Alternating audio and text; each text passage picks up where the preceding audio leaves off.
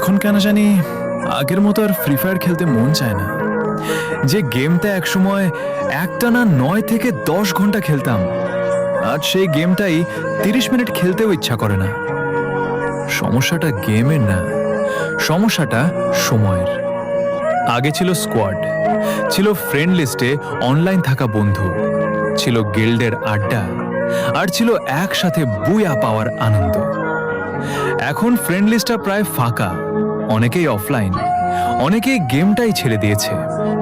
হয়তো গেম বদলেছে, হয়তো আমরাও বদলে গেছি, কিন্তু একটা জিনিস বদলায়নি, ওল্ড ফ্রি ফায়ারের স্মৃতিগুলো। আজও লবিতে ঢুকলেই পুরনো দিনগুলোর কথা মনে পড়ে যায়।